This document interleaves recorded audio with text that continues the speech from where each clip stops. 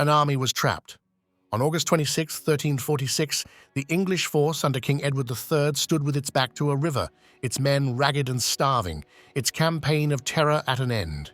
For weeks, they had burned a path through the richest lands of France, a brutal raid known as a Chevauchée, leaving a trail of smoking villages and ruined harvests to within miles of Paris itself.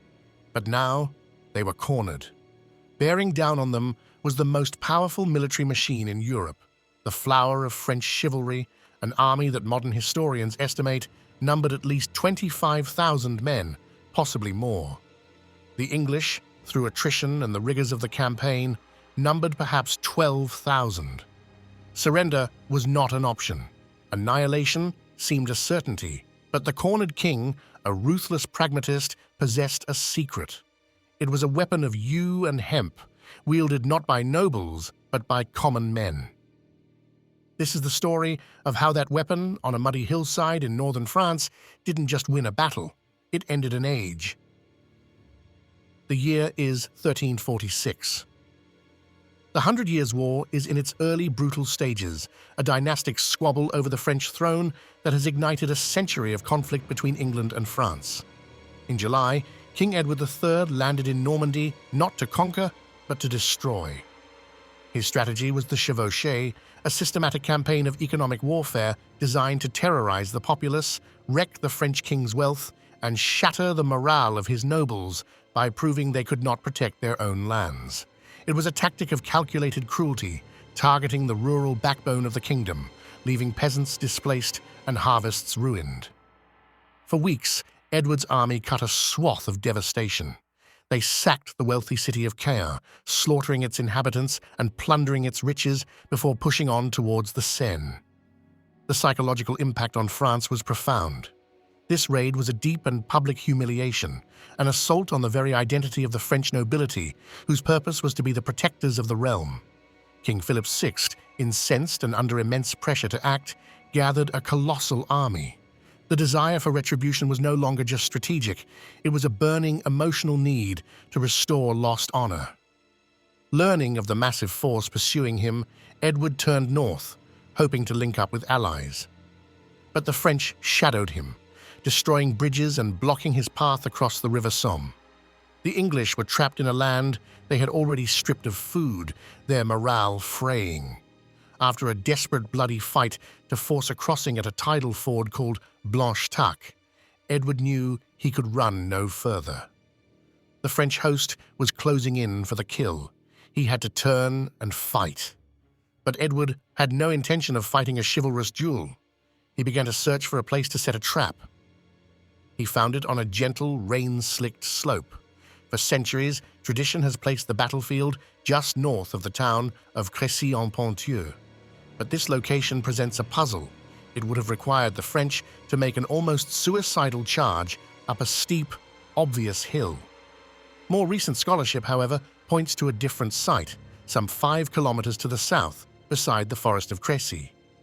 This new location makes Edward's tactical choices seem less like luck and more like genius. It was a landscape he could manipulate, a place where he could turn the French army's greatest strength, its thousands of heavily armored knights, into a fatal weakness. As the sun rose on August 26th, the English preparations began. Edward's army was a lean, disciplined, professional force. At its heart were not knights, but around 7,000 English and Welsh longbowmen, commoners, yeomen, trained from childhood by law to wield the warbow. These were paid soldiers, some of whom were pardoned criminals serving for their freedom, motivated by good wages and the prospect of plunder.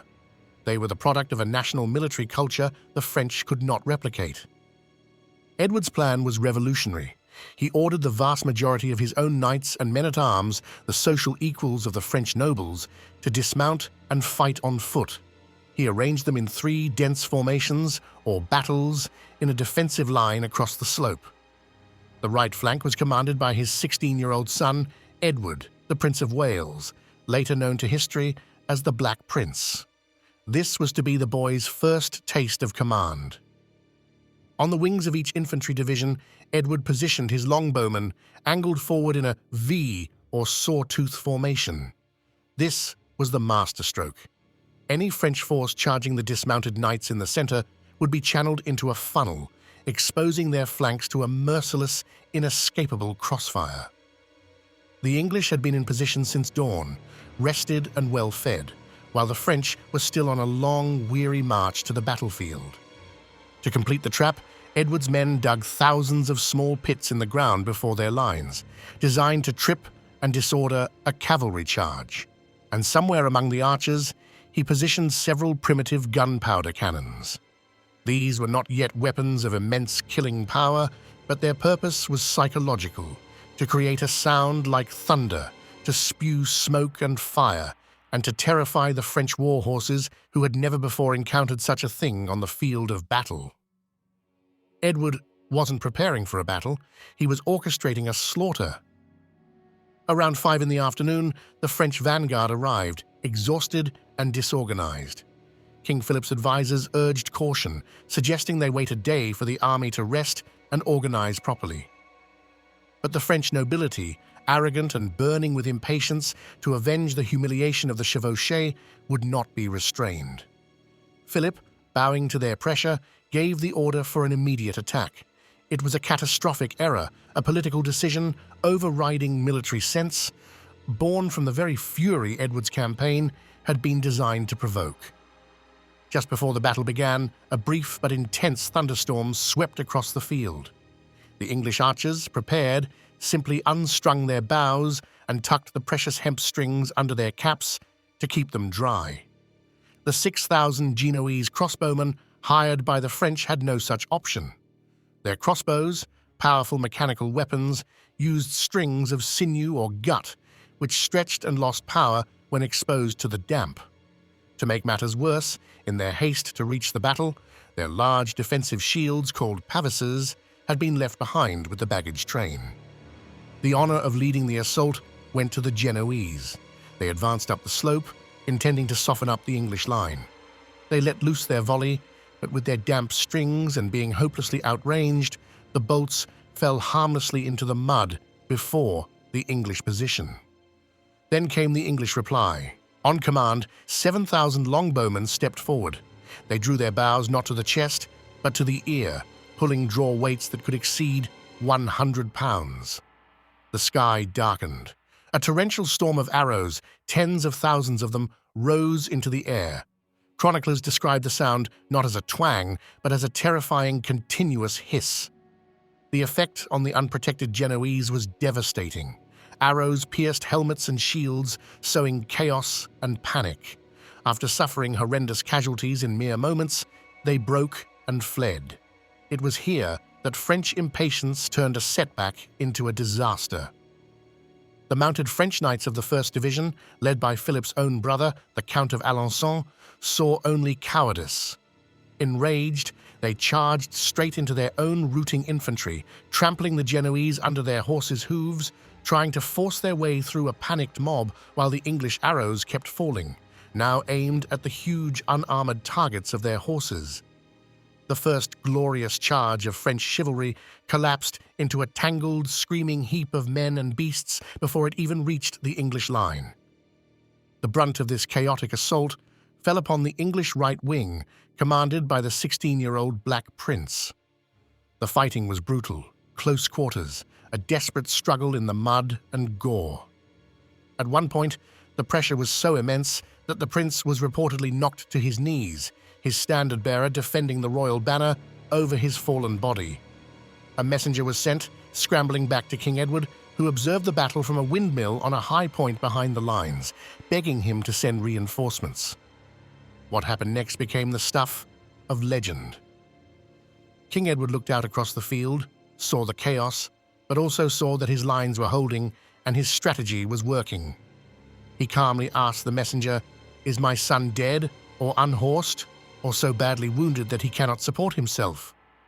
The messenger replied that he was not.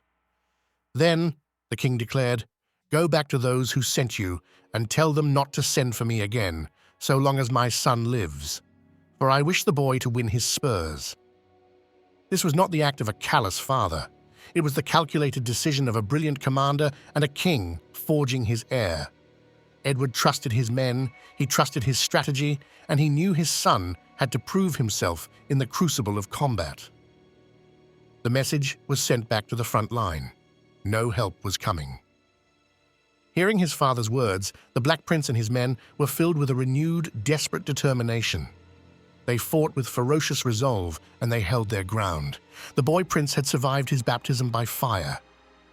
As dusk began to settle, the battle entered its most ghastly phase. The French army, now effectively leaderless and consumed by a blind fury, refused to accept what was happening.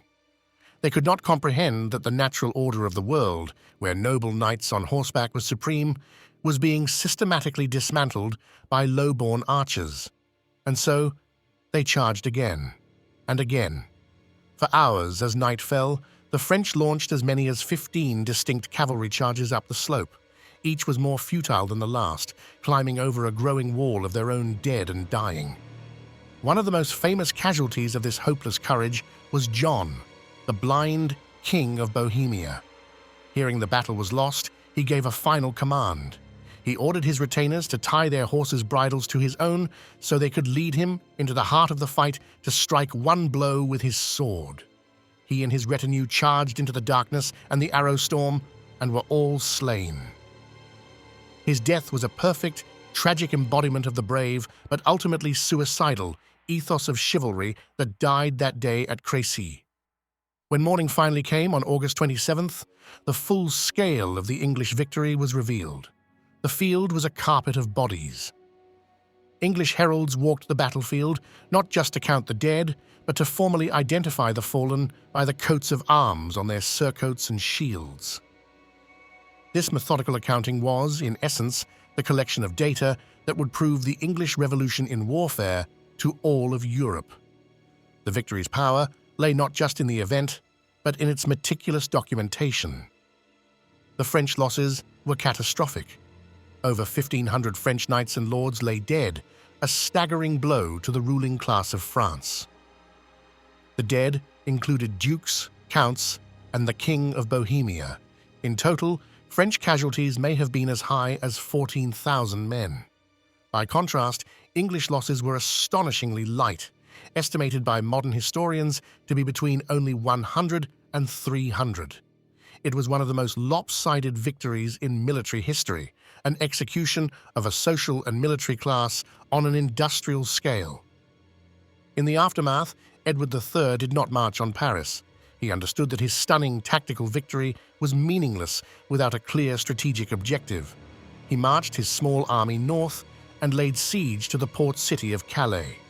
The French army, so crippled by its losses at Crécy, was unable to relieve the city, which fell to the English after a year. Calais would remain an English stronghold, a dagger pointed at the heart of France for over 200 years.